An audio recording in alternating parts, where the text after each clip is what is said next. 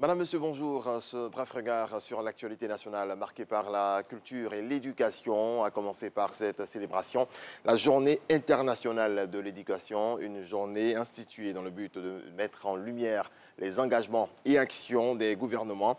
Le bureau de l'UNESCO à Abidjan est à la base de cette commémoration dans notre pays. C'est Sephora Zegui. Les effets de la COVID-19 se font sentir dans l'éducation dans le monde entier. 1,5 milliard d'élèves sont restés à la maison en 2020 du fait de cette pandémie. Ces chiffres sont extraits du rapport mondial 2020 sur le suivi de l'éducation publié par l'UNESCO à l'occasion de la Journée internationale de l'éducation. Anne Lemestre, son représentant résident, invite les gouvernants à plus d'engagement dans l'éducation. L'éducation doit être mieux financée. Je crois qu'il y a une prise de conscience mondiale à ce sujet, c'est un bon signe. Mais elle doit être aussi mieux repensée. L'intégration des TIC dans l'éducation est devenue nécessaire, je dirais même voire incontournable. Selon le même rapport, 40% des pays les plus pauvres n'ont pas pu soutenir l'école face à cette crise sanitaire. La Côte d'Ivoire, quant à elle, a fait un bond pour maintenir les élèves à l'école. Kandia Camara, la ministre de tutelle, prend acte des recommandations de l'UNESCO avant d'égrener le chapelet des actions menées par le gouvernement en faveur de l'éducation. La décision de fermer les établissements scolaires pendant 2 mois a été assortie d'un processus palliatif de mise à disposition de cours à distance. Au travers donc de diverses plateformes, aussi bien audiovisuelles que numériques, la flamme des enseignements et des apprentissages a été maintenue. Les apprenants, à défaut de cours en présentiel, ont continué de recevoir les enseignements en fonction du programme en vigueur au sein de leur niveau d'études respectifs. Les stratégies d'urgence mises en œuvre par nos services compétents nous ont permis d'atteindre l'achèvement des programmes et l'organisation efficiente des examens à grand tirage et des examens et concours pédagogiques, évitant ainsi une année blanche. Relancer et redynamiser l'éducation pour la génération COVID-19, c'est le thème de cette année.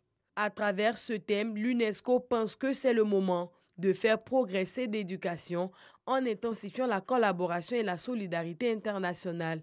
C'est le 3 décembre 2018 que l'Assemblée générale des Nations unies a adopté par consensus une résolution proclamant le 24 janvier Journée internationale de l'éducation afin de sensibiliser au rôle que joue l'éducation dans la paix et le développement.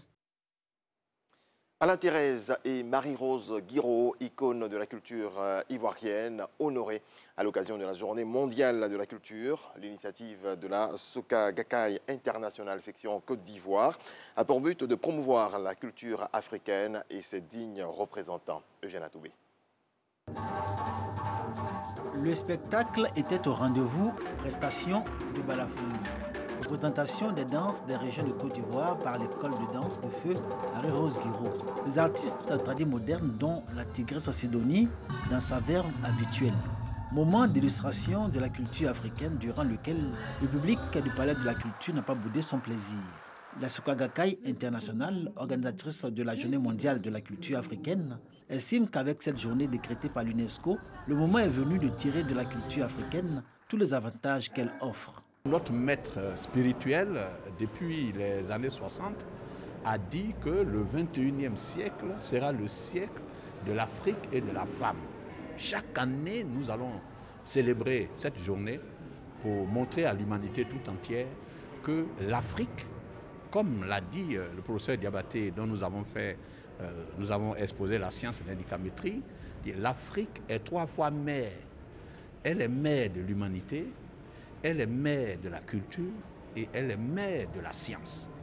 Et donc, pour cela, nous avons l'ultime devoir de réveiller l'humanité tout entière à ces 3 valeurs incontournables pour le développement de l'humanité. La célébration de la culture africaine se veut l'expression de la valorisation du continent africain, sa défense et l'illustration de ses talents et célébrités. Hommage a été rendu au feu à la Thérèse chansonnière et icône de la musique ivoirienne, et Rose-Marie Guiraud, chorégraphe de dimension internationale et fierté nationale pour leur contribution inestimable à la culture africaine. Elles sont, selon André Deyazon, de la Soka Gakkai International, des modèles dont la postérité doit s'inspirer pour porter haut la culture africaine. Bien que nos parents soient morts, mais ils n'ont pas été oubliés à cause de ce qu'ils ont fait, ils ont produit comme œuvre artistique. Donc ça nous fait vraiment plaisir. Mon très bon souvenir d'elle, c'est qu'elle travaille beaucoup pour l'art parce qu'elle avait ces dons de créer.